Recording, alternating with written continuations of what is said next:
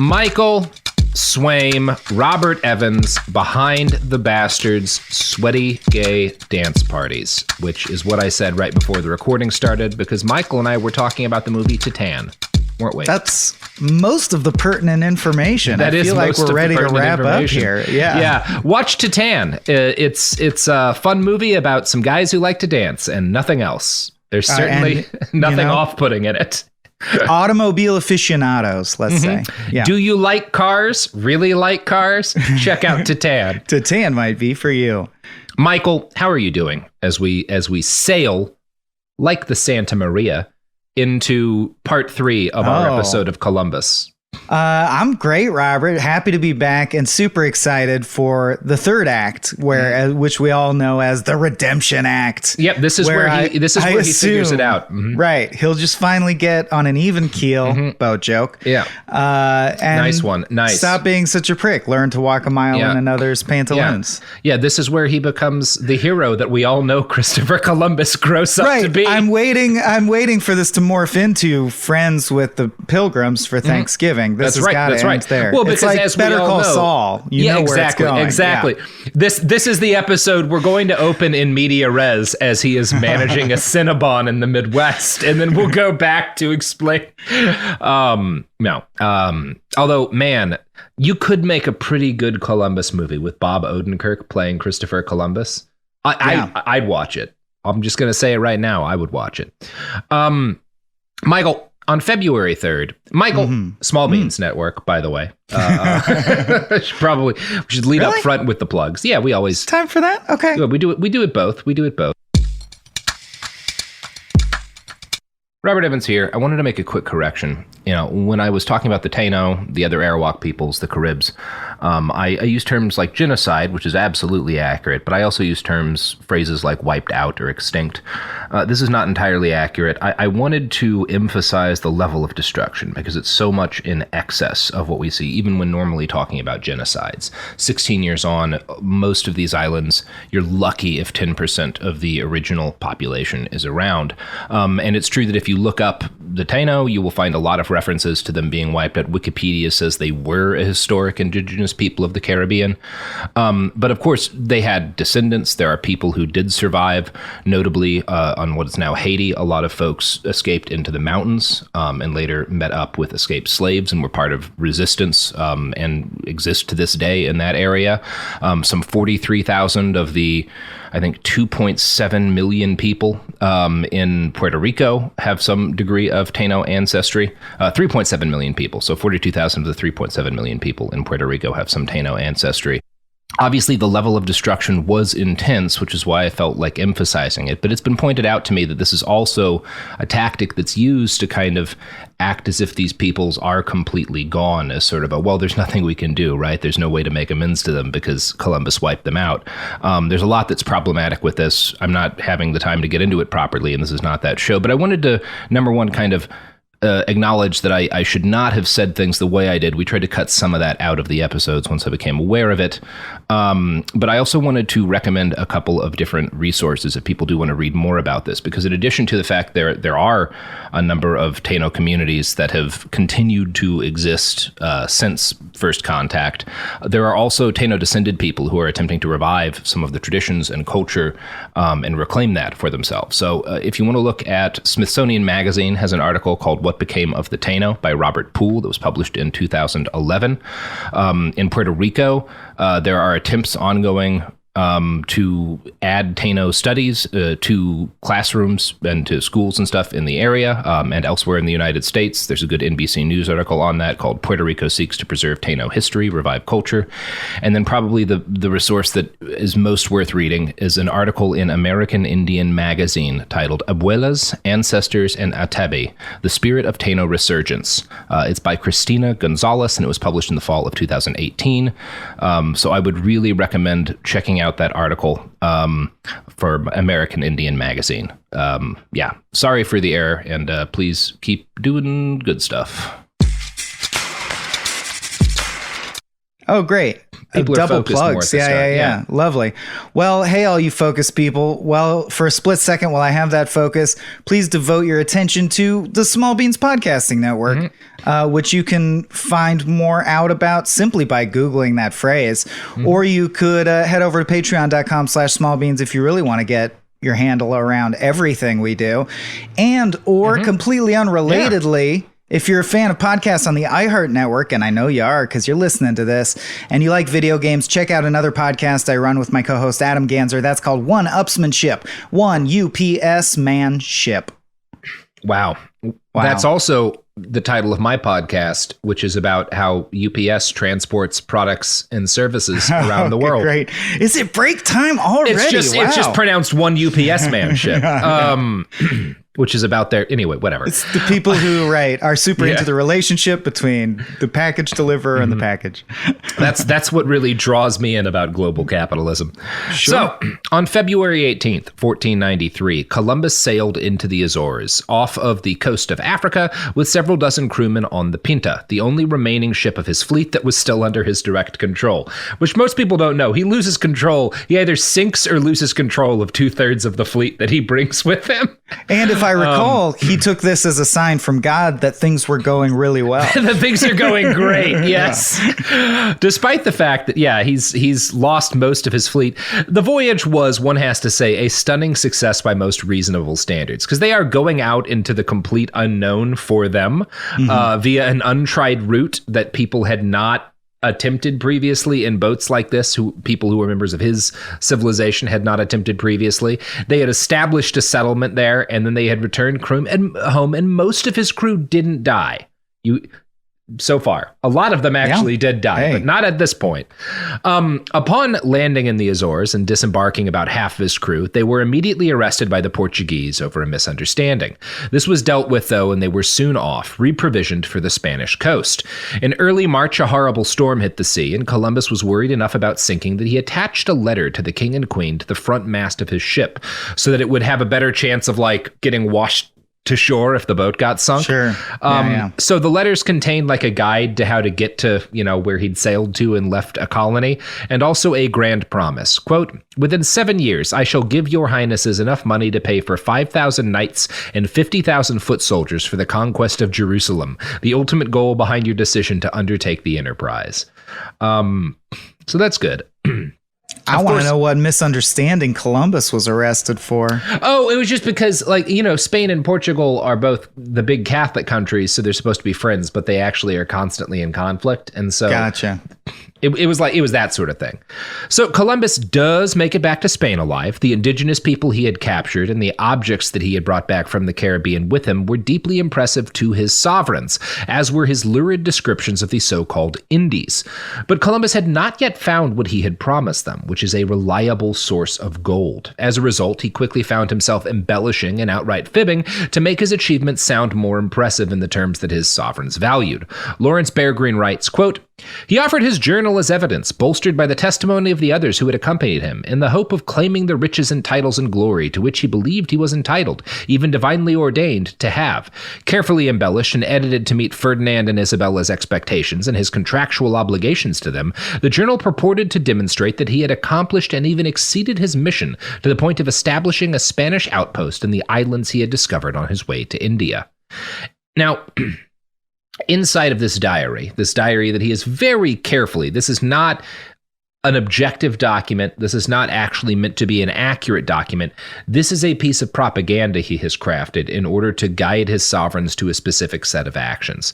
And the whole goal of this was to convince them that if they were to give him a much larger fleet and let him return with it, he would expand the settlement he'd left behind and establish a network of 3 or 4 towns united by a series of churches, abbeys, and fortresses, which would act as collection points for gold, right? So you set up these different sort of points of what they would call civilization around the Caribbean, which the natives, who are now all servants of the crown, will have to bring gold to as a form of taxation. And that's how you're going to make all of this money that you need to conquer Jerusalem.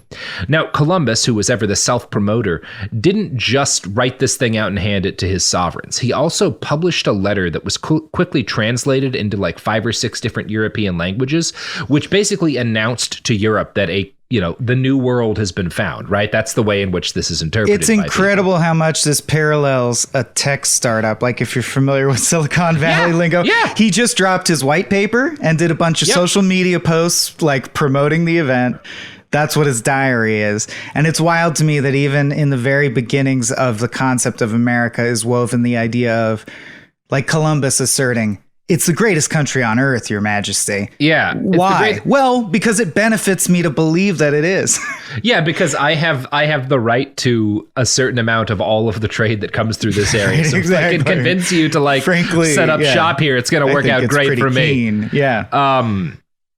Yeah. So one of the things he brags about here, obviously he talks about the potential for gold and that he's found evidence of it, but he hadn't actually found any mines. So he has to really hype up the other major resource that he did find in the islands, which is the human beings who lived there. So number one, he talks a lot about how he uses the word comely a lot, or like the equivalent of that. He's talking about how pretty they are, right? And by the way, Europeans are pretty much immediately taking young women as sex slaves. That happens from the jump here. Yes. And there's a lot of writing Columbus does about like finding himself in the presence of these women and like how attractive they are and how valuable they are as slaves for that reason. Now he also interesting that in all the fibbing, he did not like Gaussian blur over that bit. That's actually an asset. It just goes to show how much cultural mores change over time. It's wild. Yeah. I didn't find gold, but I found hot people and we can enslave them. And that's good. And we all agree. You're the head of government. This is fine. This is fine. Yeah. Well, actually, the head of government's not super okay with it, although I think we will discuss a little later how much of that was also a kind of propaganda. But he notes that the indigenous people have no real religion and would be easy converts to Christianity. He talked a lot about how friendly they were, saying that the men he'd left behind on Navidad were, quote, without danger for their persons if they know how to behave themselves. Now, Michael, keep that line in mind because that's going to be pretty funny in a very short while. Yeah, I'm almost never in danger as long as I never misstep and do everything correctly. Yeah, I find that I skate through easily. Yeah. So once Columbus is back and he's doing his big victory tour, word spreads quickly that he has discovered a new route to the islands off the coast of the Great Khan's domain. These unspoiled territories were not Christian, which in the eyes of the Pope and all of the Catholics means that the most important order of business is to split them up among Christian powers, right? Because they are not Christian yet, or one of the religions that we know as our enemy, it just means they're automatically ours, right? Pope Alexander VI issued a series of papal bulls ruling on how to split the control between Spain and Portugal, which are, because they're the Catholic nations that are actually powerful in this period, they're the only countries that actually matter, right? Italy gets like on that list, but not really, because it's not a country, right? Like some of the city-states are powerful. Is this still the era when the Pope is like Tony Soprano, like more of a business interest than anything else? Yes, yeah, okay. And that is what the Pope is doing, is he is demarcating basically like between these two. Spain and Portugal, in his eyes, are kind of like franchises of the Catholic Church, and he's demarcating between them what chunks of this new discovered landmass they're going to get to take control over. Gotcha. Because there's this big because the Portuguese have the rights to the coast of Africa, which was pretty new to them when they figured out how to sail to it. So the end result of this, he sets up this line of demarcation that extends from the north to the South Pole, 100 leagues towards the west and south of the islands and the Azores. Everything west of that line belongs to Spain, and given the terms that Columbus had set up with his sovereigns, this is all partially Christopher Columbus's property too, right? So technically, based on the agreement he's signed with the king and queen and what the Pope has ruled, he's like entitled to like a quarter of all of the traffic that comes from Spanish settlement in Latin America. Wow. That's a lot, right? Potentially, that's worth quite a bit of money, His startup turned into PayPal just now, right? Yes, he exactly. Gets a percentage of every single transaction. He's tealing hard. So on May 20th, 1493, Ferdinand and Isabella appointed Columbus the captain general for a second, much larger voyage of discovery and conquest. They issued a document conferring rights and privileges on him and officially awarded him the title Viceroy and Admiral of the Ocean sea and the Indies. He was ordered to very rapidly put together this new voyage and get it out to sea. Chris was now Don Christopher Columbus. Don is a noble title, right? Like that means it's kind of like having Vaughn in your name in Germany, right? It means that you're a member of the nobility. And his children are now also, he's now permanently in the nobility. And not only does he have these rights, his children inherit them from him. So all of his progeny are set to have part ownership in all new lands he might, quote, discover and acquire. The king and queen also give him the authority to punish and chastise delinquents and levy fees or taxes on the natives of this newfound land. The king I wonder when that thread finally ran out, legally speaking. You know, like how long did it persist that there was someone... they cut walking while he's alive. They're cutting back. Oh, they're cutting his kids out already. Yeah. Okay. In parts, I mean, his kids do all right. Don't worry about the Columbus kids. Not that you would, because they suck too. The king and queen did place one set of limitations on him. I'm going to quote from a write-up in American Heritage here. In written instructions to Columbus issued from Barcelona on May 29th, 1493, the king and queen were explicit in their mandate respecting treatment of the Indians. Now, not only was Columbus to make their conversion to the Christian faith his first order of business, but the monarchs also firmly decreed that they were not to be molested or coerced in any way. They instructed Columbus as he prepared for his second voyage. And because this can best be done after the arrival of the meat in good time, the said admiral shall take measures that those who go therein and those who have gone before here shall treat the Indians very well and affectionately without causing them any annoyance whatever. And at the same time, the admiral shall make some gifts to them in a gracious manner and hold them in great honor. And if it happens that some persons shall treat the Indians badly in any way whatsoever, the said admiral, as viceroy and governor for their highnesses, shall mete out severe punishment. So on paper, the king and queen are like, hey, you have to respect these people. They're now they're saying you have to respect them because there are servants of our crown now, right? Because they're our property. But they are saying you have to respect them, you have to treat them well, which would seem to say, I don't know about you, Michael, when I think about what qualifies as treating someone well, I think not enslaving them is high up on the list. It's part of freedom. That's right on the top. But America, freedom's never been a vaunted trope in America. I just don't think it's, doesn't have that ring to it.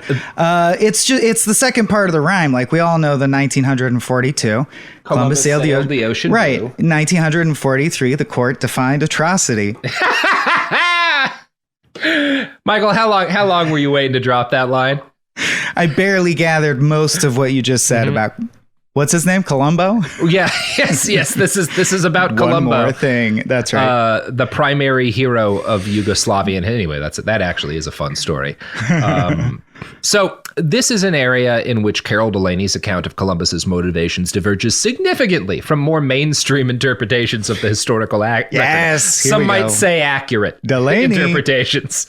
Delaney, right? Anyway, whitewashing a genocide guy. I don't know. DeLooney as well. Yeah, there you go.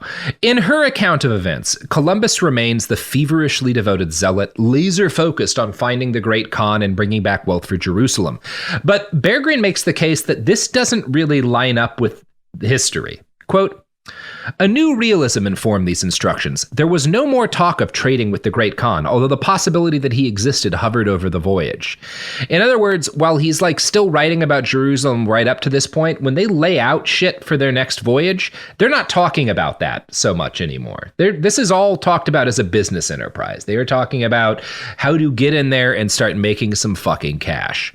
It's all the same reasons you ever make a sequel to a franchise. Right. It's fascinating that it works in terms of film or any unit of entertainment, but also ooh, this exploitation went well. Let's do exploitation 2, exploit harder. All of these contracts, all of the logistical planning is focused on establishing storehouses and depots to enable trade. And it was all based on the example of the Portuguese in Africa, right? Which you might notice had not retaken the Holy Land. They just made a bunch of money. That was the goal at this point. Whatever. And I do think one of the reasons I do use Delaney, I think she's right in that an undertold aspect of his story that he was a religious fanatic who wanted to bring about the apocalypse, right? I do think that is a worthwhile part of the man's journey.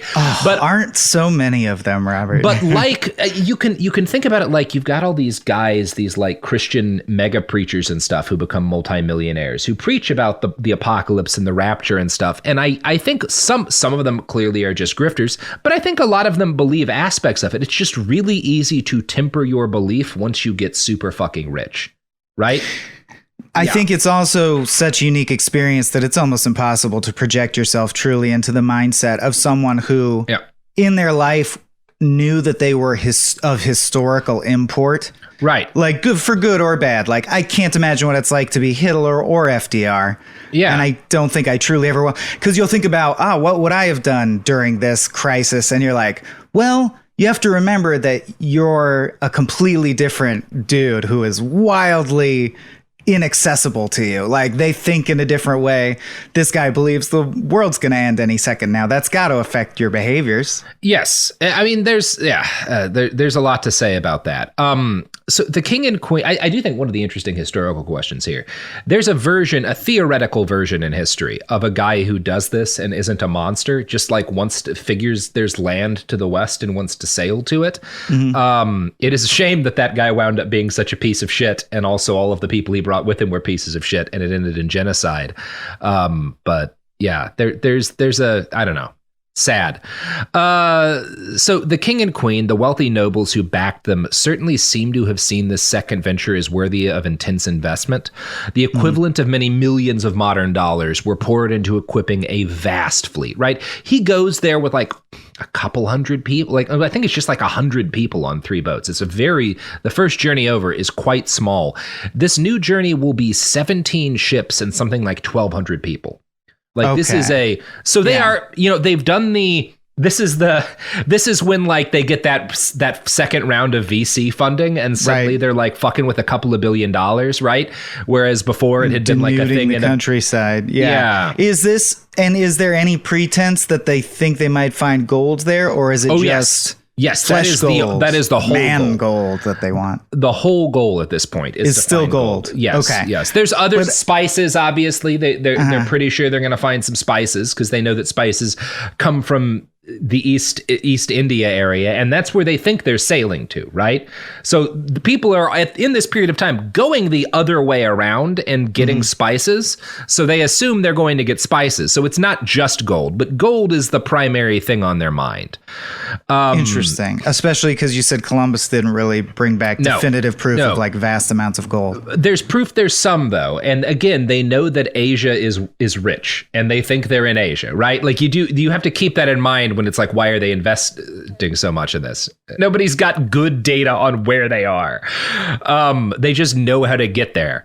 So he's also sent with a representative of the Spanish crown, an official representative of the government, and a noble who could speak for the archdeacon of the bishop of the Catholic Church. So and in this period, arguably, the Spanish crown and the Pope are like the two big powers, right? Okay. Like, or at least two of them. There's not a whole lot that can compete, right? In terms of their like their raw sort of like political power in Europe in this period. So on September 25th, 1493, Columbus sailed the ocean. I wrote Blee in here, Michael. I couldn't stop myself. I didn't know what else to do. It was not nearly as good as what you did. Anyway, of note is the fact that he pauses on the island of San Sebastian, Gomera, where the local ruler is a woman named Beatriz de Peraza. Her husband had been killed by the indigenous people of the island for being a prick, and she's kind of like a character from an old Greek play. She's alleged of at least like luring a bunch of famous and prominent knights to her home and then executing them for petty crimes after like fucking them. Anyway, Columbus fucked her probably. They had a pre-existing relationship. It's like a thing. I don't want to get into it too much. Okay. But I think it's funny. Glossing over it then. The voyage itself was uneventful enough for our purposes. In short order, Columbus found himself back in the Caribbean, and due to bad weather, he's forced to make the first landfall of this voyage on an island dominated by a people called the Caribs. Now, the Caribs are either at war or locked into an outright predatory relationship with the Taino. On his first voyage, Columbus had seen Taino with old war wounds and been told that they were the result of Carib slaving raids. There are historians now who will make the argument that actually the Taino and the Caribs were in the process of making peace after a long series of conflicts when Columbus came in and disrupted that, and like that fucked up things because the Taino were like, oh, maybe we can use anyway, whatever. It's too much shock to the system, and the peace talks fell apart or what have you. Yeah, I don't think we have great context on that because all of these people died. They were all murdered. Right. Yeah. On his first voyage to this area, Columbus had seen Taino with old wounds and had been told they were the result of Carib slaving raids. Now, the Carib raided other Arawak peoples in the area, and Columbus seems to have believed, because he's interacting with the people who are the enemies of the Caribs, that they are cannibals. And in fact, in that letter he sent out, then he writes down friendly, comely. Yeah. Well, no. Actually, this is important. He's once he hears from the people he's friendly with that there are like dangerous cannibals here, he writes back and warns about his sovereigns about the cannibal nature of the Caribs and uses it as a selling point. Because since there is a group of people in the islands who are clearly dangerous and deranged, it's okay to enslave them, right? But how do you win with someone who wants to enslave you? Because it's like, oh, these people are so peaceable, we could enslave them easily. Oh, these people are fighting back. That's crazy. We better enslave them. The solution is enslavement. Surprise, surprise. In part because the sovereigns don't react super well to his suggestion that we turn the Taino or whatever into serve. Because like, well, you say these people are like nice and easy to Christianize, like, so we have to do that. We're not going to enslave them. But Columbus wants to make money from selling slaves because he needs quick cash, and that's the fastest way to get it. And so once he finds the Caribs, he's like, well, fuck, this is how I can start enslaving some people. I don't have to enslave Caribs specifically, but if I tell them there's dangerous folks here who can't be Christianized, I can enslave whoever I want and send them back and make quick cash. It's more of a war on crime, if you will. Yes. Again, very, very modern American logic here. Carol Delaney writes, and this is amazing. As evidence that he had been to the Indies, he wrote that he had brought a few Indios, the first time in print that the name is given to the native peoples, and promised the riches that he will be able to provide in the future: gold, spices, cotton, mastic, aloe wood, rhubarb, cinnamon, and slaves, as many as they shall order, who will be from the idolaters, that is, from the man-eating Caribs. So he's marking down these people. That's part of like the benefit of hearing that they're cannibals, is now he can add them with religious justification to his list of resources in the area. Because I don't want to enslave the Taino. I can enslave these dangerous man-eaters. You know? That's what you want as a slave working alongside you, I think, is someone trained for war who could eat you and would eat you. That is exactly who I want living in my home with me. So we're going to talk a lot more about this. Despite hearing a great deal about the Caribs on their first voyage, Columbus didn't really have contact with them in that first trip. Now that changes almost as soon as they arrive back in the Caribbean. And I'm going to quote again from American Heritage here. Columbus and his company had a brief skirmish with these cannibals on the island of Santa Cruz, St. Croix, and one of the Virgin Islands. A Spaniard was killed by an arrow, and a few of the natives were taken prisoner. The exact number is difficult to establish from the three rather confusing eyewitness accounts we have of this encounter, but it couldn't have been more than a dozen or so, including 3 or 4 male adults and some women and children. Now, again, the way that Columbus frames this is that they tried to meet peacefully, and the way Delaney interprets it is they tried to have a peaceful meeting, and these violent Caribs attacked them. Now, we know that Columbus is just abducting people. Like straight up abducting people all over the Caribbean. I think it's entirely possible he tried to steal some folks and they shot a guy. Shit got out of hand. And they shot a guy justifiably. Again, if you're looking for a group of people to travel back in time while wearing a mask so you don't get them sick and give AK-47s to, the Caribs in this period should be high up on your list, right? I mean, they're already dealing with krakens and shit. They need all the help they can get. I don't need to speak their language to teach them how to kill Europeans with a Kalashnikov. It's very easy. So after this skirmish, Columbus had his soldiers proceed in force to a Carib village. Europeans who were with him at the time wrote that these people practiced the, quote, accursed vice of sodomy, which goes right up there with cannibalism on reasons why they can't be Christianized. They decided that the Caribs had introduced sodomy to the other people. Basically, they noticed people doing a lot of fucking that repressed Catholics don't do. And they're like, this must be the evil Caribs teaching them how to fuck wrong. And they're always like, this must be the first time anyone ever thought of that. Because I can't even conceive of something so disgusting. Yeah, we have to enslave and destroy these dangerous Caribs to stop we approach the very heart of butt stuff, the origin itself. Yeah. Yes, the Caribs are patient zero for butt stuff. I would wear that badge must be proudly. Enslaved. Yeah, all respect to the Caribs. They also reported that the Caribs engaged in what was either castration or is perhaps more likely some form of circumcision. They seem to have been doing something surgical to the genitals of some of their young people. Now, Carol Delaney insists that it was castration because that is the word that the Spanish doctor with the fleet used, and clearly he must know what he's talking about, even though this is the 1490s, and I think it's fair to say doctors are not doctors in this period.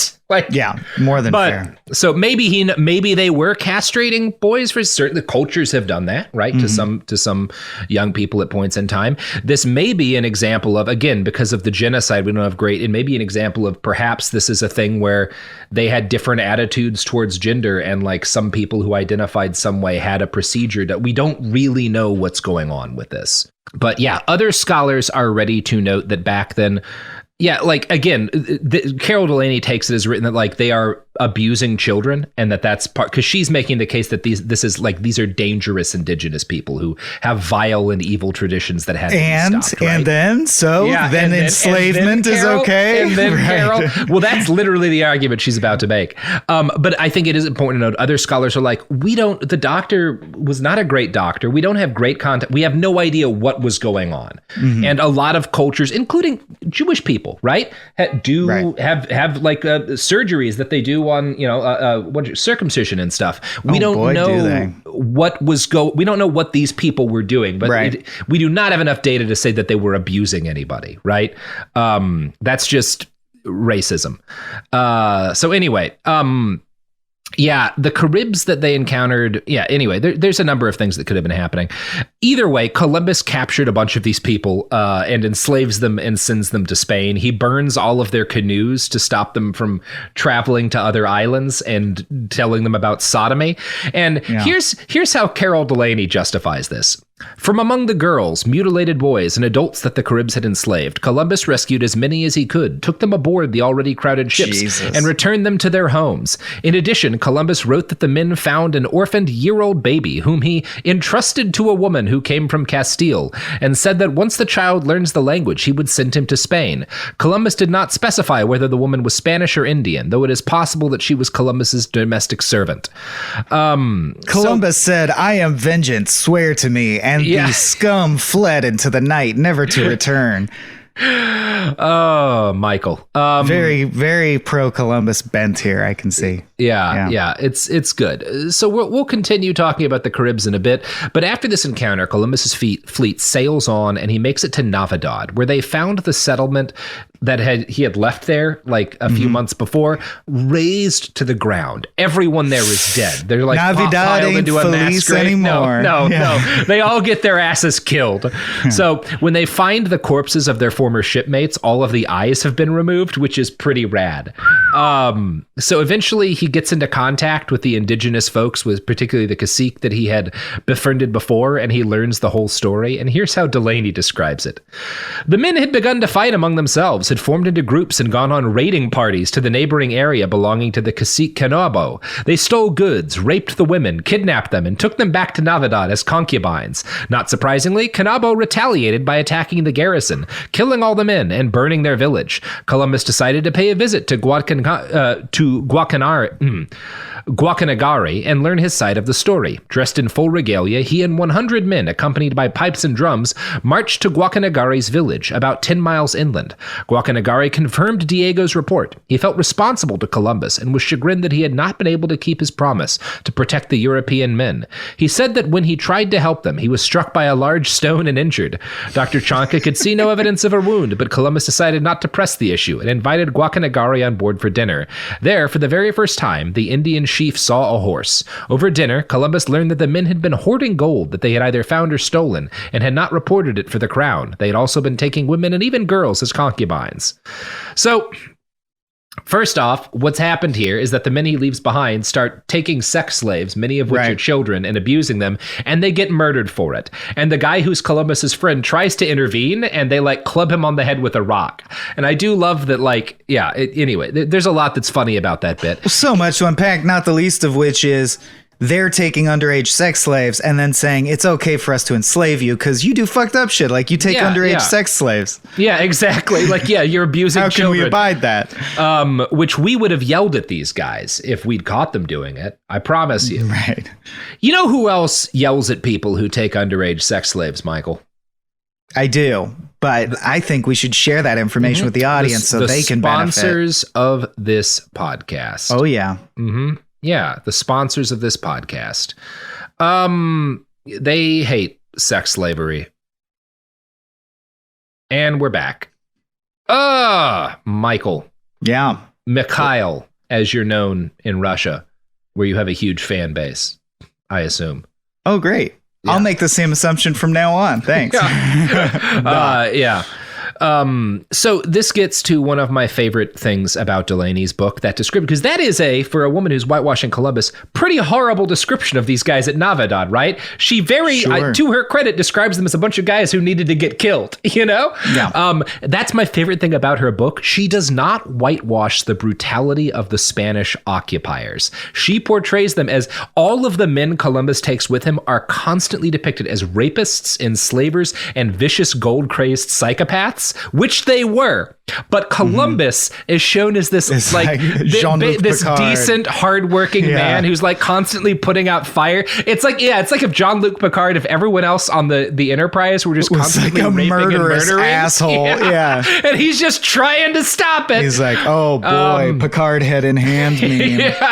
They've raped another village. Yeah, he's constantly trying to maintain noble and decent relationships with the locals, despite all of the viciousness of the men he puts. And that's who makes everything go wrong, is these bad guys who he puts in charge and brought with him to the New World. But it's not his fault that they're all bad people. It is a very funny balance to try to strike, and she does it badly. Here's one example of her exculpating Columbus in this passage about the fact that every town and fort he set up rebels from his control and turns into bands of armed Spaniards murdering and raping children and taking gold for themselves. Quote, Columbus was a sailor and a navigator. He was not cut out for the job of administrator, even less as contractor, and he had no training for this role. But now he was confronted with the task of organizing his motley group of settlers into cadres for work. By himself, because he begged for that position? Because he begged for that job. And it's very fun. I think we can all talk about this now, Michael. Having all worked at Crack together, we were in this position of a bunch of people who wanted to be creative folks making videos and writing articles, being put into management positions and dealing with budgets and dealing with corporate stuff that we were not super well suited for. And there were some complications as a result of that. But one of the complications was not that all of our subordinates formed murder gangs and stole gold from people and carried out a genocide. I didn't have eyes on Brockway and Sean Baby at all times because they were, living out there. So I can't completely vouch for that. Yeah, but by and large, we got by. Our parent company did demand that we committed genocide. And I think we should proudly say that, we stepped away. We're heroes, frankly. That's why we left. That's why we all left of our own volition. They said next obvious step is genocide. Or slavery. And we were like, can't do it. Not funny. Frankly, not a moral thing, just not funny. Yeah. Very few genocides were funny. Name 3. No, go ahead. It is true. She's not wrong that Chris was bad as an administrator. He is just objectively bad at that job. And he also, like, it's just very funny to, like, to completely divorce him from the morality of what's happening, mainly because he writes letters back talking about how he didn't want things to be so bad as they were, which is like, yeah, your work, that's pretty sweaty, Carol. Pretty sweaty. Have you ever played Grand Theft Auto 4? Yes, of course. Where you're the guy who constantly That's the one with screams. Nico, right? Yeah. That's right. And Nico will constantly scream things like, because he was the GTA protagonist who was sad about murder. Yes. So he would scream things like, why must I do this? And oh, this city, what has it made me do? And you're like, I just gunned down 45,000 people. Like Nico, that's why when we finally got Trevor, I was like, oh, this is a breath of fresh air. Your Someone actions exactly match your words. As you're supposed to be in this game. But Columbus is still in his Nico phase. Columbus is a Trevor, but he's acting like a Nico. That's right. Yeah, that's definitely the case.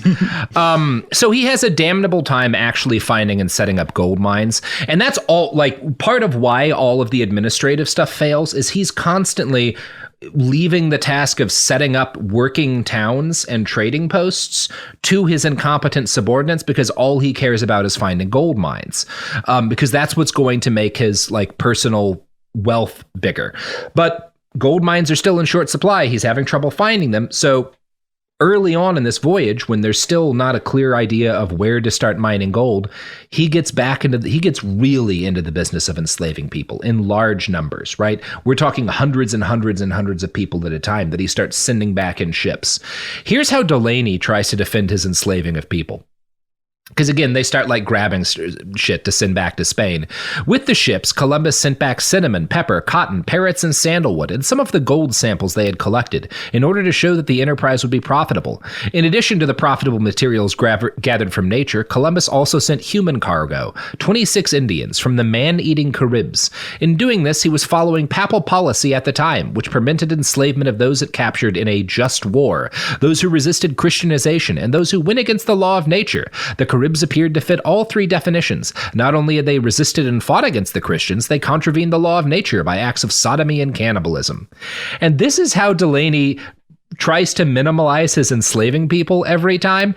And it is horseshit, as our other sources will make clear. Completely. Well, I was just saying that was not an old-timey quote either, if I'm gathering from the context, right? So Delaney is saying, and they do butt stuff, which is objectively contravenes the natural order. Well, she's just saying what he's doing. We had this discussion at the start of, like, judging people by the standards of their times and then trying to judge people from objective standards as to, like, how they measure up. And the argument that I'm making and that most reasonable people make is that Columbus was a really bad guy, even considering the morals of the times. She is trying to say, no, he was perfectly normal. The enslaving of the Caribs, because they were an enemy in a war, was perfectly standard, and he was in line with the horribleness of the era. Yes, and that is a lie. Not that would make it okay, but that's also wrong. On February 2nd, 1494, 2.5 months after the deadly fight with the Caribs and his raid on their village, Columbus sends back several boats with a massive cargo of slaves. In 12 ships from Isabella, which is this new, because Navidad's burnt down, he forms a new colony called Isabella. Well, yeah, Valentine's Day is coming up. He's got to get something. Yeah, got to get something down. So there are hundreds of people in this cargo of ships that he sends back, all of whom had been captured against their will, and all of whom are to be sold in the slave market at Seville. Now, Columbus sends the captain on that voyage with a letter to the king and queen, who had specifically ordered him not to enslave the natives. He explained that, because there is no language by means of which this people can understand our holy faith, thus are being sent with these ships the cannibals, men and women and boys and girls, which their highnesses may order placed in the possession of persons from whom they can best learn the language. He suggested that the profit from the souls of the said cannibals would suggest the consideration that many more from here would be better, and their highnesses would lie served in this manner, that in view of the need for cattle and beasts and burden for sustaining the people who are here. So in other words, what he's saying is that we need more European food, because the Europeans don't like eating indigenous food. So I want you to sell these slaves who were totally cannibals and use the profits in order to buy cattle and send them over here so that we can get a European settlement going here. Now, obviously, and they're like, we wanted gold. This is so far from what we discussed. This is not at all what we had talked about.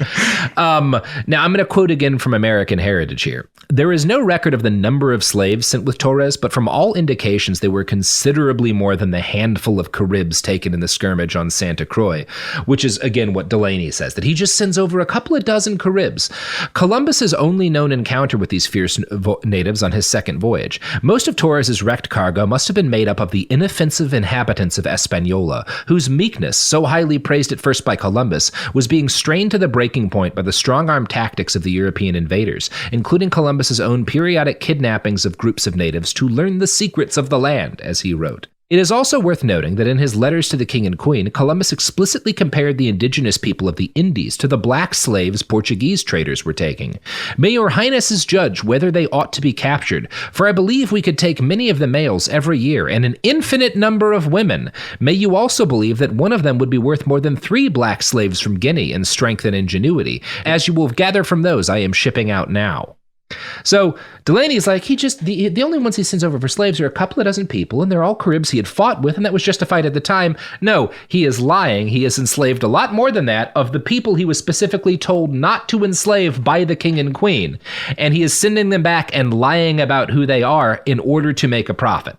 And he's eyeing future slaves. Oh, really? How many? Infinity. Infinite number. And also the fact that he notes that you can enslave women in an infinite number. It's because he and other Europeans want to rape them, right? Like that's why that's being... Wow. I was going to say his complicated startup sales pitch has devolved into an internet pop-up ad that just says like, meet infinite women tonight, you freaking perv. Girls. Click this. Barely legal, whatever. Anyway. Are you a lonely noble in search of infinite women? Oh, Jesus.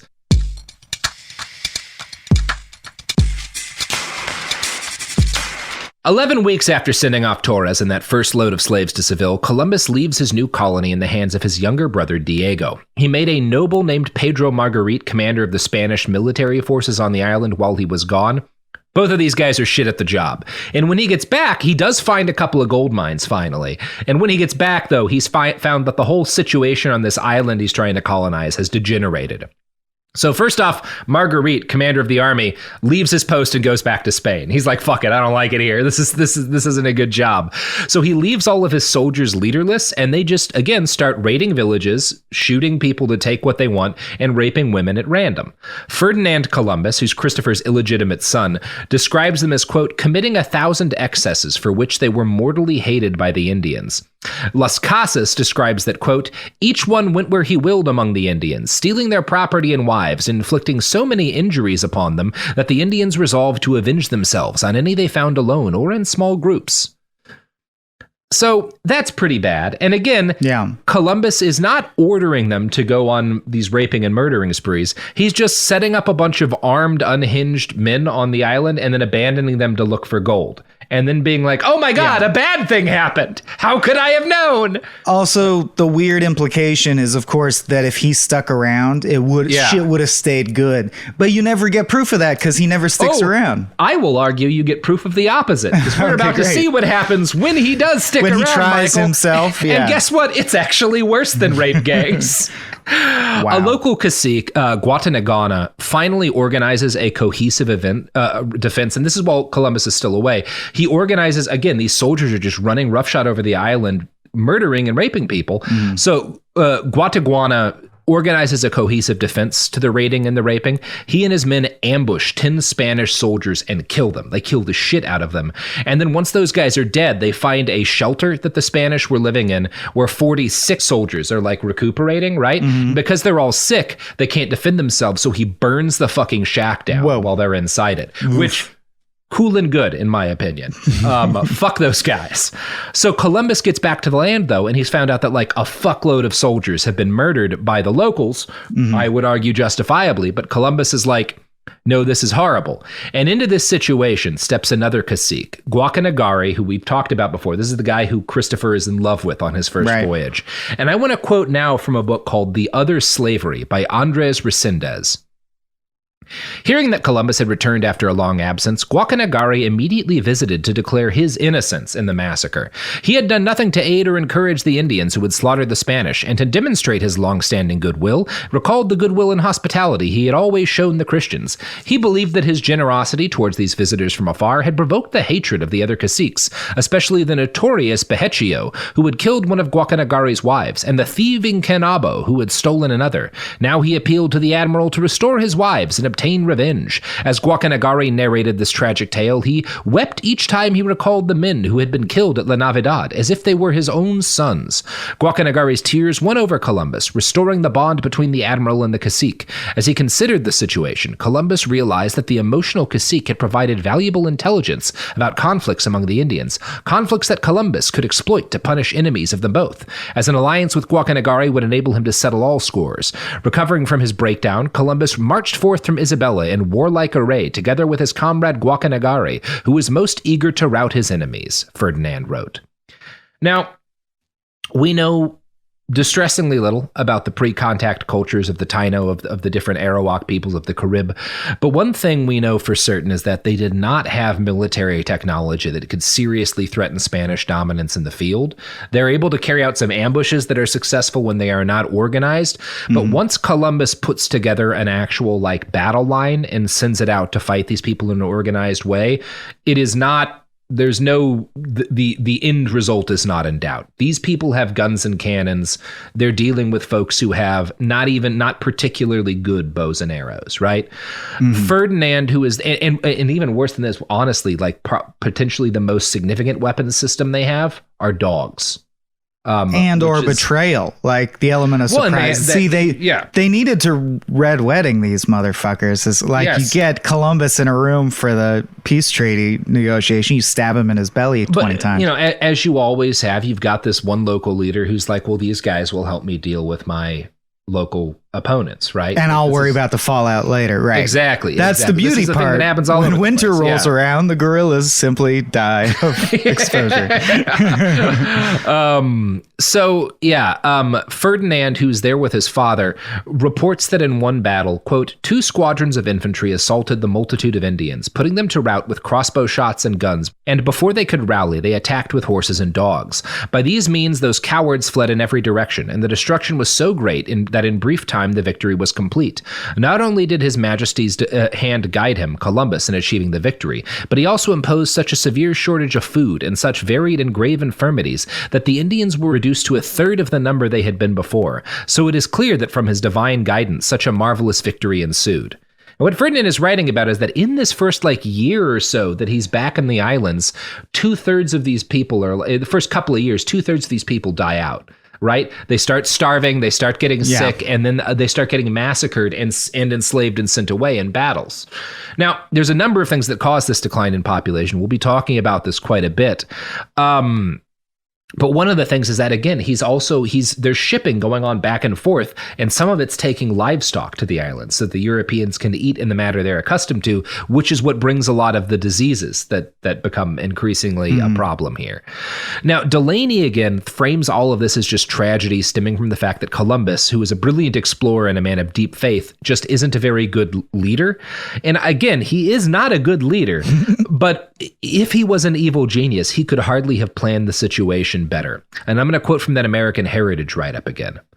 This was all that Columbus needed to establish a steady supply of slaves. He no longer would have to maintain the fiction that they were cannibals, despite the fact, even acknowledged by Ferdinand, that the slain Spaniards had justly earned their mortal hatred. Columbus led an expedition against the defenseless Indians that was incredibly savage in its slaughter of the naked islanders and destruction of their villages. The heavily armed Europeans were accompanied by ferocious greyhounds, each of which, Las Casas wrote, in an hour could tear 100 Indians to pieces, because all the people of the island had the custom of going nude from head to foot. Many people were taken alive, and 500 were sent as slaves to be sold in Castile. Now, this is the first massive load of slaves that Columbus sends across the Atlantic. And in some ways, this is the inauguration of the Atlantic slave trade. It starts off going from the Indies across to Europe as opposed to going from Africa to the Americas. Now, Michel de Cuneo, who's an Italian adventurer who goes on Columbus to the second expedition, he returns with Torres on that boat. And in his own account, he notes that some 1,600 captives had actually been gathered at Isabella. The 500 sent were the most saleable, and the rest were given out as gifts to colonists.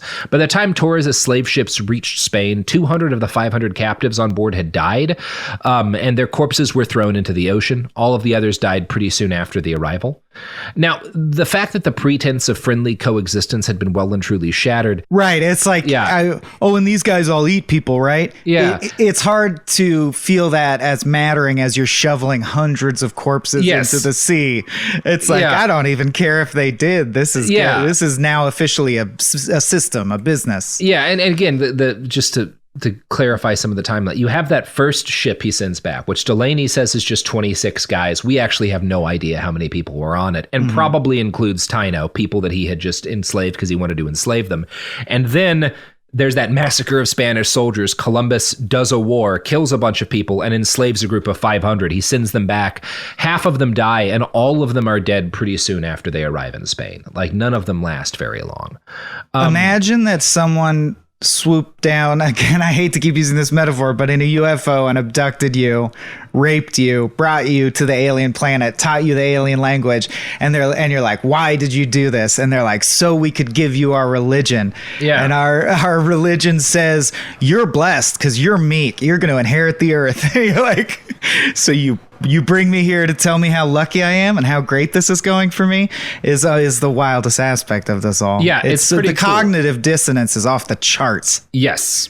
Now, by this point in his explorations, Columbus had discovered several gold mines and areas in which gold could be panned for in quantity.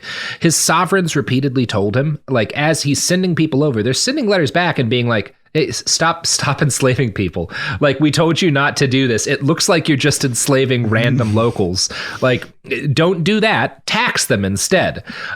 So that's what he starts to do. Because his sovereigns are like yelling at him, and because he wants money, he decides to institute a tax on all of the people who live in the islands, right? Because they're servants of the crown now, and so they should have to pay their taxes. And the way he sets up the taxes, you know those Hawks bells he was giving out at gifts early on? Right. Yeah. Instead, he sets it so that every 3 months, an individual has to pay enough tribute in gold to fill a hollow Hawks bell, right? That's it. You each owe me gold. And this is because I've been giving these out as you thought these were gifts. Wow. This is an example of how much you owe us in fucking taxes. The Hawks bells. To retcon a gift into a fuck it's awesome. It's pretty fucked up. It's like sending someone a Roomba for their birthday and they open it up and they're like, this Roomba exclusively sucks money out of your wallet. Yeah. And delivers it to me. So to ensure that everyone pays their taxes, Columbus orders all of the people on the islands to wear a metal disc around their neck that shows whether or not they'd paid their taxes recently. Failure to pay could be punished brutally. Those who rebelled, as many did, or tried to hide and avoid the tax were hunted down and sold into slavery, which is again basically a death sentence. Every indigenous person older than 14 was subject to the tax, which effectively turned what had been an island of free people into an island of slaves. Among the Spaniards, it was not universally agreed that this was just. One account of horror came from a man named Washington Irving, who wrote, quote, "In this way was the yoke of servitude fixed upon the island, and its thraldom effectively insured. Deep despair now fell on the natives when they found a perpetual task inflicted upon them. Weak and indolent by nature, unused to labor of any kind, and brought up in the untasked idleness of their soft climate and their fruitful groves, death itself seemed preferable to a life of toil and anxiety. They saw no end to this harassing evil which had so suddenly fallen upon them, no prospect of a return to that roving independence and ample leisure so dear to the wild inhabitants of the forest.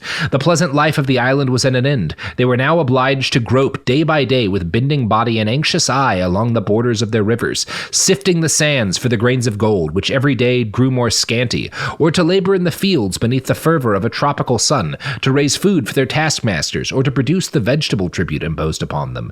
They sunk to sleep weary and exhausted at night, with the certainty that the next day was to be a repetition of the same toil and suffering."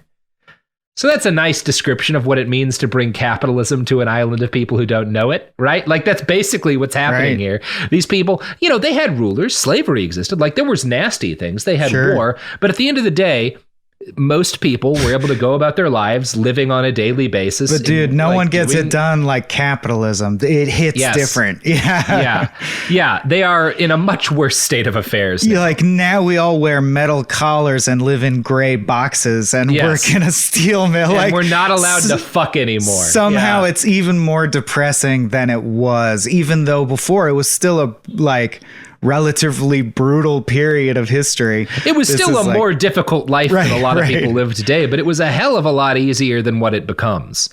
Now, by this point, Columbus has found, again, he's got primarily the mines that he finds. The good gold mines are in Cibao, which is part of the modern day Dominican Republic. But gold was also, like, it's not the only precious substance that he's got armed men forcing the locals to mine for him. And I'm going to quote from The Other Slavery again. For sheer horror and attrition rates, the Pearl Coast was worse. Indian divers there spent agonizing days making repeated descents of up to 50 feet while holding their breath for a minute or more. Few natives could endure these brutal conditions for long. So once they find out there's pearls, he makes people like free dive to grab them all day, every day, like repeatedly making these like 2-atmosphere descents and then going back up, which can kill you if you aren't doing it properly, or even if you are, just because it's not good to do that too much, day. Right? Yeah. Now, the harshness of the tax system levied upon these people, who are also beset by the disruptions. There's a war which disrupt things and make shit done. There's widespread disease now. There's crop failures because they're being taken and forced to mine, because there's these wars going on.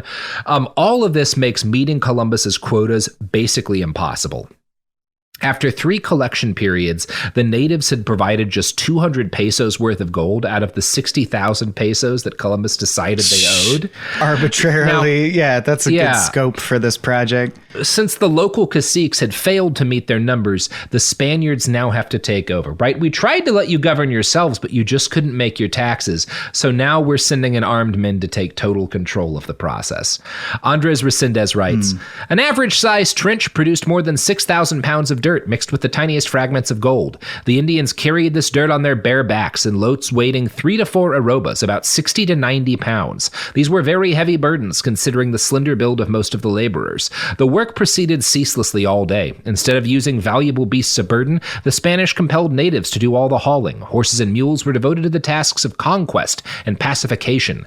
The Indians were even forced to carry their Christian masters in hammocks. As a result, they developed huge sores on their shoulders and backs, as happens with animals made to carry excessive loads, commented Friar Las Casas, who arrived in Española right at the time of the gold rush.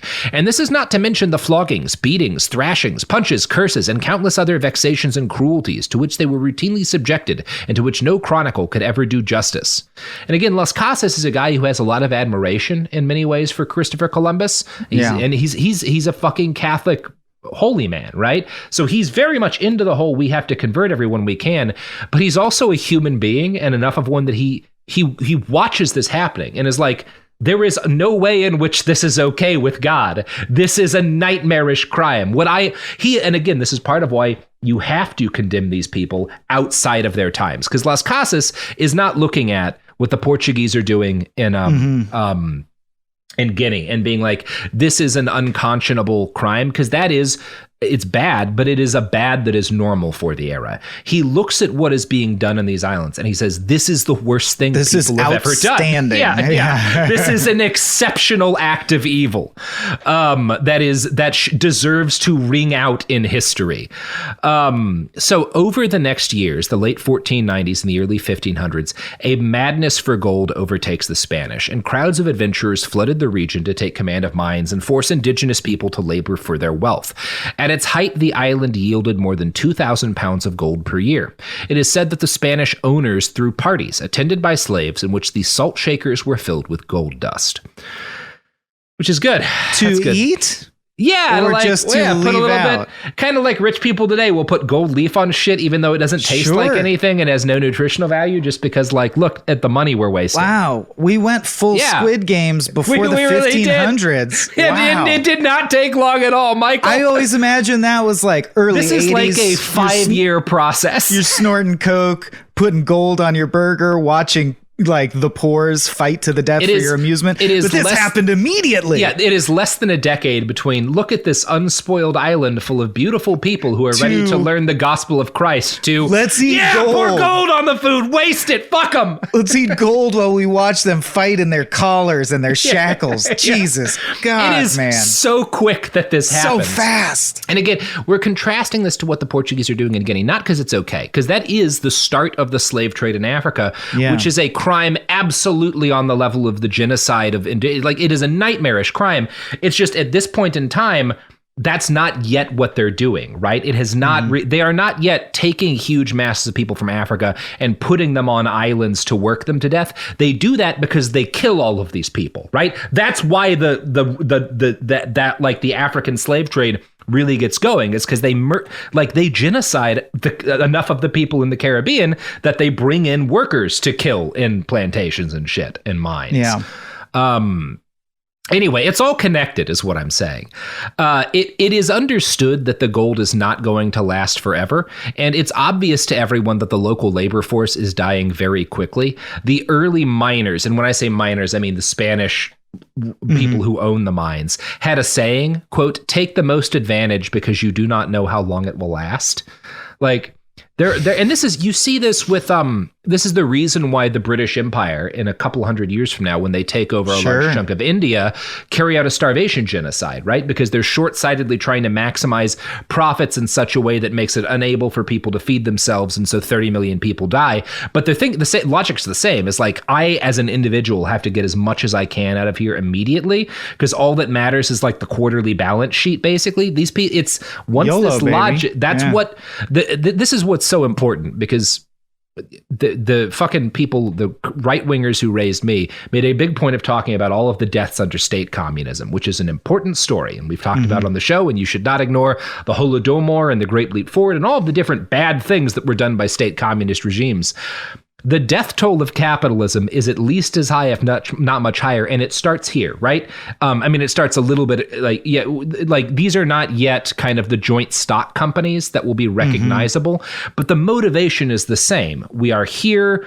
Our goal is to use these human beings who we have a right to take from in terms of taxes in order to create a profitable enterprise. And all that matters for me is getting the short-term profits as quickly as possible out of here. And whatever happens to them as the result, whatever is done to this land as a result, doesn't matter. This is not the only time in history that this has happened, but it's the first time it's happened like this. The Romans did little versions of this. The Romans never completely wiped out a people, right? Even as bad as the shit they did in Israel was, they didn't do this. This is new. This is a destruction of a people on a scale that has not, maybe some of the shit that Genghis Khan was doing compares. But, and it sets the stage for some uniquely American thoughts, like money over everything, or it's just business. Yeah. You know, like this, it's amazing how early on it set the tone for, in this place, it is like gold crushes the end, like might makes right.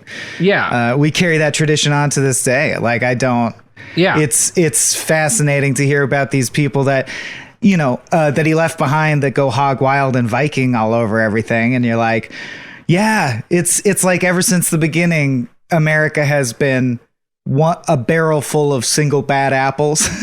And whenever you cover for it, you point to one and go, well, there was a bad apple, or like Columbus couldn't lead. And you're like, right, what about all the other stuff and the other stuff and the other stuff? It's bad apples all the way down. As you and I talked about, in fact, in our episodes about like the first corporations, the West Dutch, India Company, the Dutch and the British East India companies, which are two separate companies. When we talked about those, we're talking about actual recognizable corporate in a modern sense. They function basically the same way as a modern corporation does, and that is like actual capitalism. In that, like, it is a group of people using their capital in order to own the rights to the profit of labor of other people, right? what's happening here, you do not have that advanced an idea. Like, these are not corporate. They're doing this for the crown, but also for their own individual benefit. But what you do have here is this idea that has led to most of the problems we are encountering now with stuff like climate change, with Chevron covering up what they knew about climate change since the 1970s. It's like the forging of the ethos itself. The sacred thing is short-term profits. And anything that gets in the way of that, that's actually like a problem. But you know what else is sacred, Michael? What timing. Just the perfect. Products and services that support this podcast. Wow. Sacred and obviously separate from any of the ideas going on with the Spaniards massacring people here. We're not taking part in a gold rush over a new type of media that is easy to exploit profitably now, and perhaps in ways that are short-sighted. No, it's not legally a fact that you must do anything to achieve shareholder growth no matter what. That's not the law of the land. That doesn't occur anywhere anymore. We got over it.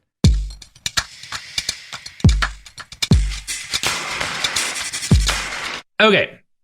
So, despite regular admonishments from the royals, Columbus continued to send enslaved human beings back to Europe during this period where he's also tax genociding them. Due to the high death rate, each boat was crammed as full of people as possible, which is, again, this is where because again, I really am not, I hope people do not read that I'm trying to minimize the Portuguese slave trade in Guinea, but the stuff that becomes so famous about the African slave trade, how crammed they are into these nightmare ships where millions of people literally die in. It is a slavery genocide that is eventually carried out there. That is not the way the slave trade looks quite yet in Africa, right? Which is not to say that it's not horrible. They are enslaving people. That's ugly. They are not. This is the start of, well, because the death rate's going to be so high, we have to jam as many people as possible on the boats as we can. And like, we have this kind of, this arithmetic of death for profit, right? This is where a lot of you're going to lose expected losses. This percentage. Exactly. This leads to problems as well, such as when a flotilla of 5 ships were stuck in San Domingo Harbor for 2.5 weeks while Columbus negotiated with a guy. So he puts this guy in charge of his militia. When he's away finding gold, this guy rebels again, and then Columbus has to like talk him down, what? Right? That never happens. This is like the 3rd time it's occurred. Yeah. So while he's negotiating with this guy to like figure out this issue and get trade restarted, he has boats in his harbor that are crammed full of people that he has captured, and he leaves them there for 2.5 weeks, crammed into the hold while he's negotiating. Just leaving your baby in your truck with the windows rolled up. The sun is so like they suffocate. Las Casas writes that, quote, unable to breathe from anguish in the closeness of their quarters, they smothered, and an infinite number of these Indians perished, and their bodies were thrown into the sea downstream. Columbus is like preoccupied dealing with this guy that he's got like a bit, and that he like comes and goes, oh, they all died. I left them all in the boats and they all died. Throw their corpses in the water. Let's grab some more. That's and that is bad for the time. That is an exceptional act of human evil, which is what he's guilty. I know that Delaney's Columbus. It's I like Delaney's over here writing, so he wasn't the best businessman, you might say. So he lost, there was a lot of shrinkage in the trade he was engaged in. I'm so fucking angry at this woman. Her Columbus never loses his missionary zeal or his desire to find the Great Khan and the horrors that occur as Spanish domination, because she doesn't deny that there's a genocide occurring, right? She does not try to whitewash the genocide. This is all, but it's portrayed as tragic results of the evils of other men. The reality is that Columbus, the governor, writes back to his sovereigns regularly, nearly overcome with glee at the financial prospects of this new slave trade. From here one can, in the name of the Holy Trinity, send all the slaves that can be sold, of which, if the information I have is correct, they could sell for 4,000, and at minimum value, they would be worth 20 millions, and 4,000 quintals of Brazil wood, which would be worth at least as much, at an expense of 6 millions. It would appear that 40 millions could be realized, if there is no lack of ships, which I believe with the aid of the Lord there will not be once they are filled on this voyage. So again, he's very much thinking about this purely from a here's what they're worth. Here is the cash value because I'm getting a cut from it, right? He's getting like a quarter of all of the value of the trade. Las Casas, who was also doing math, just pulling shit out of his ass. Yeah, only in the sense that he's like, like, well, I mean, they're worth this much per unit. Here, and according to my previous letter, there's infinite women. So if you scale it at infinity, that's quite a lot. There's no way he can have firm numbers on this shit. I just don't buy it. And he doesn't. Yeah. Right. So when it comes to properly condemning a man like Columbus, we must note again, others of his peers at the time, people who are watching this, are horrified. Las Casas is utterly unsparing in his description of what Columbus is doing. What greater or more supine hard-heartedness and blindedness can there be than this? In the name of the Holy Trinity, he, Columbus, could send all the slaves which could be sold in all the said kingdoms. Many times, I believe, blindness and corruption infected the admiral. Which is, I don't think blindness is, but certainly corruption. Yeah, no, this is the same speech my dad gives me every Thanksgiving, and it's devastating every time. It's quite a takedown. Well, Michael, you do operate a pretty brutal business enslaving people. I happen to think that it's justified that you're sending them to Blue Aprons Island where they'll be hunted. But a lot of people think you probably shouldn't be enslaving children for the Blue Apron Corporation. They'll be served tastefully in a cost impactful, ready to eat way. Yeah.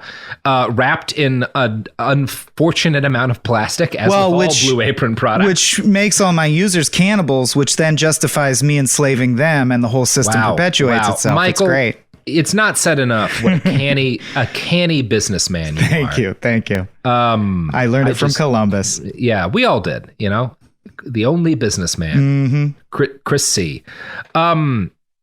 So, Christopher Columbus. The king and queen initially accept his claims that the people he's sending them are all cannibals captured in war and thus fair targets for enslavement. But they start to grow concerned as he just keeps on sending back ships full of dead people, right? Right. So because they're worried, they get framed often as like being super sympathetic to the natives because some of the stuff they write is in terms of its writing very sympathetic. The main thing they do is they convene a council of like scholars and religious experts to try and determine if it's okay to enslave these people. We don't actually know what this committee decided. Eventually, it came to some decision. We have no idea what it was. That information has been lost because, again, record keeping wasn't perfect in this period. But we know that their concerns did very little to slow this process. It is probably worth noting that Queen Isabella did, late in life, make something of a name for herself as an advocate for indigenous rights. By 1499, she was horrified by the constant shiploads of dead and dying enslaved people and asked, "Who is this Columbus who dares to give out my vassals as slaves?" She and her husband did free a lot of these people. A decent number of these people are freed when they arrive because they're like, what the fuck? He sent us another ship of people. We didn't want this. And some of them even make it back to the New World. Nearly all of them choose to go back when they're if in the times when they're given the option. Right, of course. By the end of the 1500s, Columbus's star had faded at court. In late 1498, he sent a letter back to his masters proposing a sale of 4,000 slaves. The letter came with so these colonists who rebel when he's sitting there with the boats full of people, he sends a bunch of them back to Spain with him. And in order to keep them happy, he gives each of them a slave. So he enslaves 600 Taino to give these rebellious colonists as slaves when they return home. So they come home with a dude, or as is often the case with a young woman. And this fleet, when this fleet arrives back in Spain, he's, number one, all of these people who rebelled have been given enslaved people. And number two, Columbus is like, I want to enslave 4,000 more people and send them back. Is that cool with you guys? And if not, is there a way I could throw slaves at the problem? Yes. And this comes back with, number one, the fact that all of the colonists he's sending back are people who had rebelled and been sent back. Means like the king and queen are like, he might not be good at running this colony.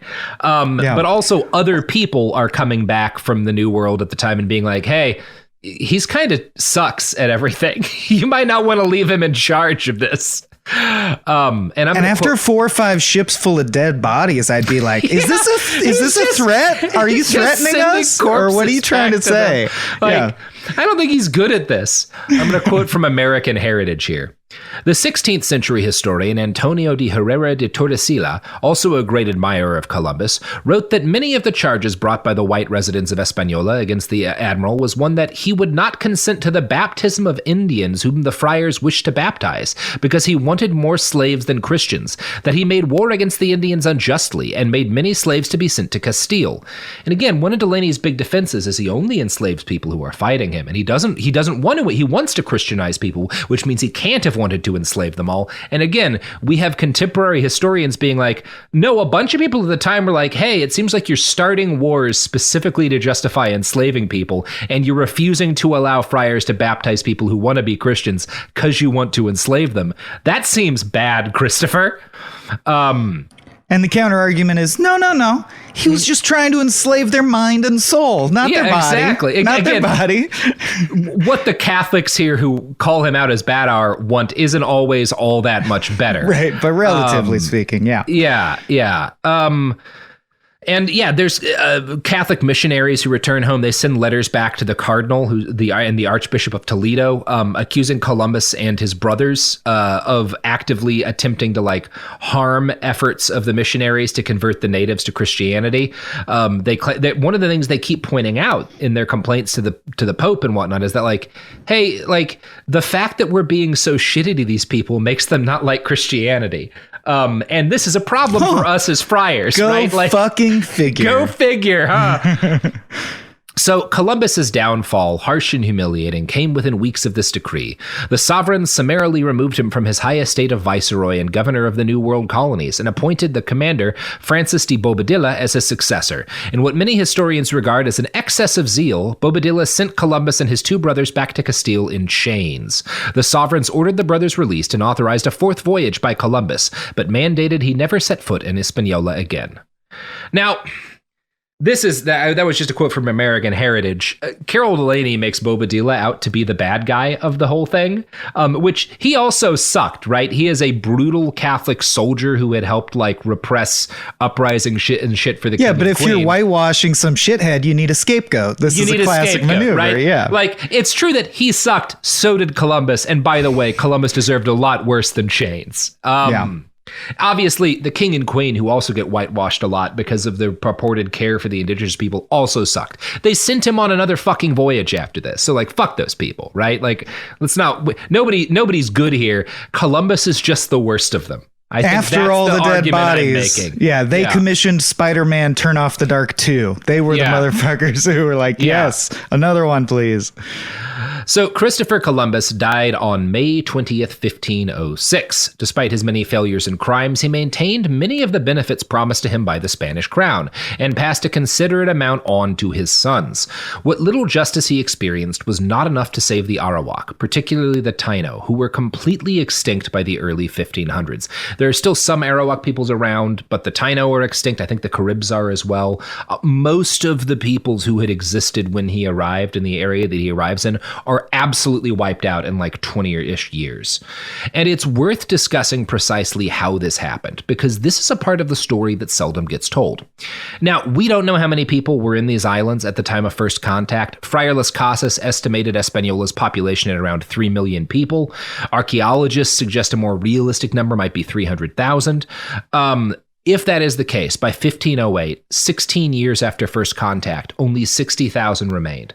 So if you assume 300,000 people or so, by 16 years after first contact, 60,000 are left. That means 80% have died in the first 16 years. And what was the bubonic plague was a third or a quarter? Yeah. I mean, in some places it was 75%, right? There were some parts of Europe. But we're talking plague numbers. We're talking apocalypse. This is apocalypse. This is end of the world shit. Many of these people were killed by disease or violence, but also a lot of them committed what some scholars say was essentially a form of race suicide. And to close us out, I'm going to read for you, Michael, one of the most harrowing passages I have ever read in my research for this show.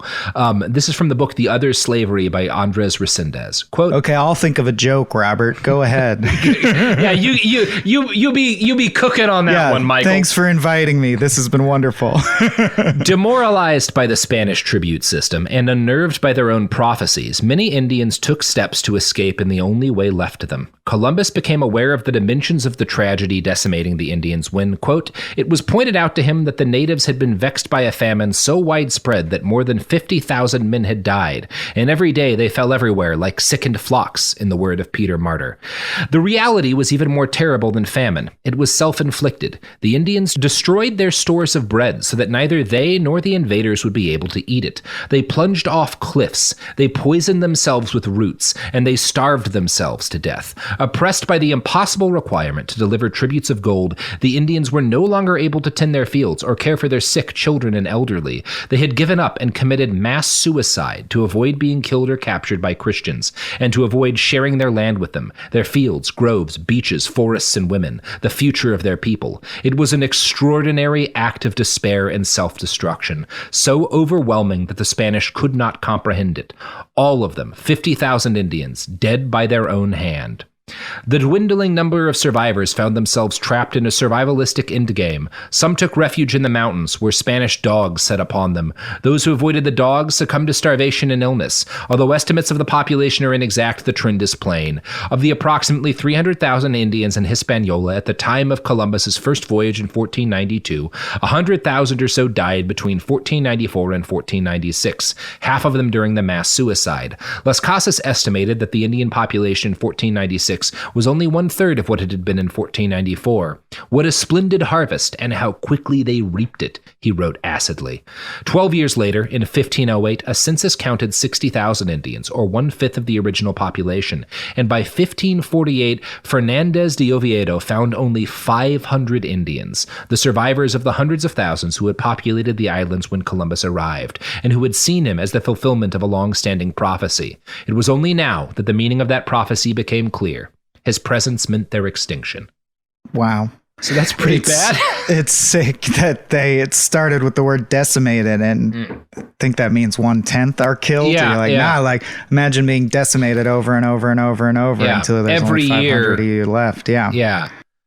Out of 300,000, and how a huge chunk of the death was people making a conscious choice to kill themselves so that they wouldn't have to live with these people. Which I think speaks to how rapid the changes were, because any student of history will tell you, you can actually get a population to suffer mightily over a long period of time and not kill themselves if you do it slowly. So that means these changes were so rapid that a whole generation of people were like, I cannot even grapple with, that's that.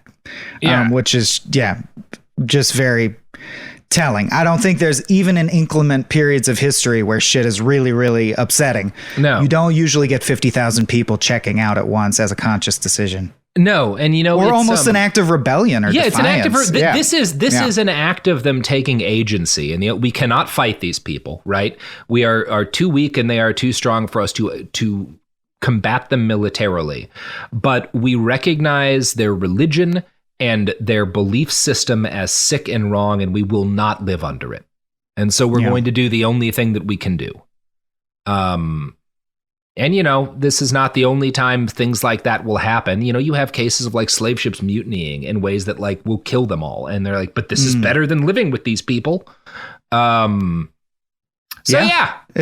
the story of Chris Columbus, director of the Home Alone movies. They were the United 93 of islands, really. Yeah. They were like, these terrorists have taken control. We're just going to crash this shit. Yeah, this is the only thing we can think of to do. Wow. So you sapped all funny out of me. Unspeakably bleak. One of the worst stories I have ever encountered in my life. How could it not be? It's the story of America. Yeah. It is the story of America. Well, Michael, Robert, Mikhail, you got any Robotar? I don't know what they call you in Russia. You got any pluggables to plug? You want to Robert push your business here? I guess if I can stammer a little bit and blank people's minds and separate the taste in their mouth that they have now with the thing that I'm about to say. But if you want to hear me podcast about stuff I was going to say ranging from less to more bleak, but no, all less bleak than this, including depression, addiction, and trauma, but still all less bleak than this shit. Look us up over at Small Beans. You can find it, wherever you get podcasts, or patreon.com/smallbeans. If you're into video games, check out my other podcast on the iHeart Network, One-Upsmanship. I guess Columbus was kind of the original one UPS man ship, right? Yeah. I think that's ultimately what I learned. Yeah. That is the lesson. He was shipping men. He was shipping men. And to add insult to injury, the fact that, I'm sorry, you mentioned this tiny detail, but it's rankled me the whole time. They made them carry them in hammocks. Mm-hmm. They invented hammocks, you dirty piece of shit. Even worse, right? We gave you hammock technology, you motherfuckers. You couldn't figure it out on your own, and then you stole it and made us carry you, you sons of bitches. I'm so mad now. Great. So, yeah, I think the only thing I can say at the end of this harrowing series, learning about Columbus, is folks at home, if you want to stick it to Christopher Columbus and the people like him, go firebomb a pizza restaurant. Doesn't matter which one. Stick it to the Italians. That's the only way.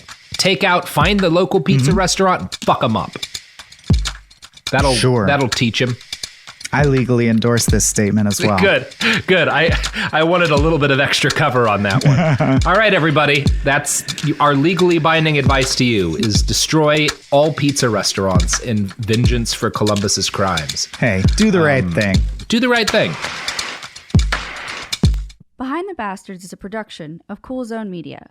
For more from Cool Zone Media, visit our website, coolzonemedia.com, or check us out on the iHeartRadio app, Apple Podcasts, or wherever you get your podcasts.